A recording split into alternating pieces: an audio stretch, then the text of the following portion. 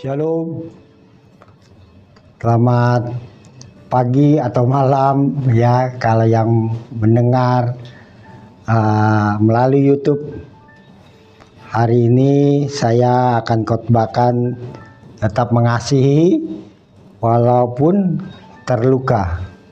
Ya, kita belajar dari Tuhan kita yang menjadi teladan dan tolak ukur kita. Saat Tuhan Yesus disalibkan, dia tetap mengasihi.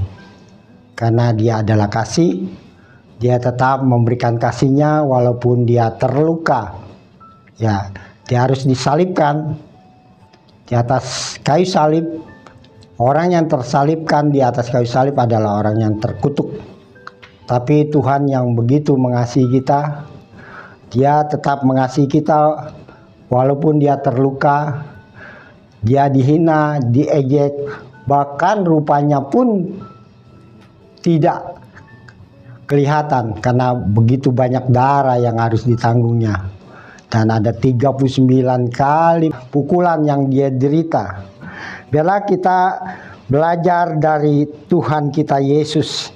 Salib bukan hanya tempat penderitaan, tetapi juga puncak penyataan kasih Allah dari doa Yesus di atas kayu salib. Kita belajar makna kasih sejati dari Tuhan kita yang tetap mengasihi walaupun dia terluka. Dia berdoa di atas kayu salib. Dia mengampuni orang-orang yang bersalah karena mereka tidak tahu apa yang mereka perbuat pada Yesus di atas kayu salib. Mari kita, anak-anaknya, hamba-hambanya, belajar mengasihi walaupun kita terluka. Kasih untuk mendorong kita taat, ya. Meski hal itu sangat berat yang harus kita hadapi, tapi kita belajar dari keteladanan Yesus. Yesus tetap taat sampai mati di atas kayu salib. Meski menghadapi penderitaan yang tidak adil. Firman Tuhan juga berkata di Filipi 2 ayat 8, dia telah mengosongkan dirinya, mengambil rupa seorang hamba dan taat sampai mati di atas kayu salib. Meski berat, dia juga pernah berdoa kalau boleh cawan ini lalu dari hadapannya. Tetapi karena kasihnya, dia mau ambil bagian di dalam penyelamatan yang untuk anak-anaknya tetap mengasihi. Kasih kepada Bapa membuat Yesus tidak menyerah pada rasa sakit dan penghinaan yang begitu sangat berat. Dia tetap taat memikul salib. Ketaatan adalah bukti kasih yang dewasa imannya. Bukan kasih yang bergantung pada kenyamanan. Seringkali kita bergantung pada kenyamanan hidup, membuat kita terluka kalau dilukai oleh orang. Mari belajar memikul salib kita. Walaupun kita disakiti, dikecewakan, bahkan dipermalukan di depan banyak orang. Percayalah, kasih yang sejati itu adalah kasih yang bersandar pada Allah. Tetaplah setia kepada kehendak Tuhan. Meski jalan terasa berat dan sangat-sangat menyakitkan. Mari Bapak Ibu yang dikasihi Tuhan, kita belajar mengampuni tanpa syarat. Yesus pernah berkata di atas kayu salib, ya Bapa, ampunilah mereka, karena mereka tidak tahu apa yang mereka perbuat. Pengampunan diberikan bahkan sebelum ada penyesalan dari orang yang melukai, orang yang berdosa. Yesus tetap mengambil pengampunan. Ya, kasih ilahi itu tanpa batas.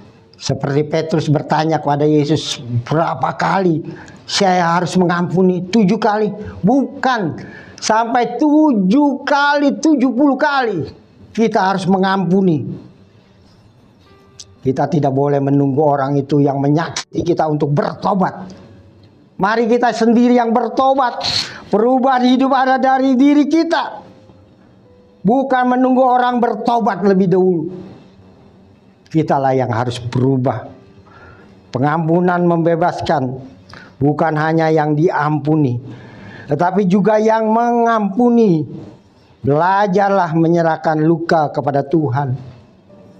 Jangan biarkan kepahitan, kekecewaan, dendam merampas sukacita kita, merampas damai sejahtera kita. Mari kita tetap menyatakan berkat bagi banyak orang.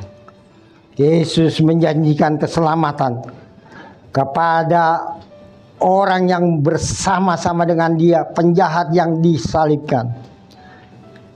Dia berkata, hari ini juga engkau ada di Firdaus bersama dengan aku. Dan penjahat itu bertobat. Mari Bapak Ibu yang dikasihi Tuhan, di tengah penderitaan, Yesus tetap membuka pintu anugerah kasih-Nya yang luar biasa. Pengampunannya sungguh dahsyat. Kasih sejati tetap menghasilkan berkat bagi banyak orang. Bahkan di saat yang paling gelap sekalipun, kita belajar mengampuni orang lain.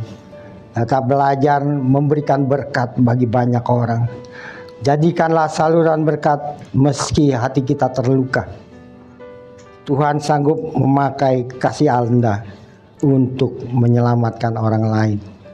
Biarlah hari ini kita tetap mengasihi walaupun kita terluka. Jadikanlah hidup kita menjadi berkat. Berikanlah pengampunan bagi orang yang menyakiti kita. Saya percaya Bapak Ibu akan dipakai Tuhan untuk mengasihi banyak orang. Dan banyak orang yang boleh diselamatkan melalui kehidupan kita. Amin. Buat renungan firman Tuhan, Tuhan memberkati. Mari kita berdoa. Bapa yang baik, kami mengucap syukur Tuhan buat hari ini. Kami tetap belajar mengasihi walaupun kami terluka. Jadikan kami taat meskipun berat yang harus kami pikul. Dan kami boleh mengampuni orang yang bersalah atas hidup kami. Dan kami boleh jadi saluran berkat buat banyak orang yang berbuat salah dalam hidup kami. Dan kami boleh menjadi kesaksian hidup. Dan orang lain boleh diselamatkan melalui kehidupan kami. Terima kasih Tuhan. Berkatilah seluruh hamba-hambamu, pelayan-pelayanmu. Dan orang-orang yang mendengar firman Tuhan ini. Hingga mereka boleh dapat belajar mengasihi walaupun terluka. Terima kasih Bapa, segala puji, hormat, syukur hanya bagimu. Di dalam nama Yesus kami telah berdoa dan mengucap syukur. Haleluya. Amin.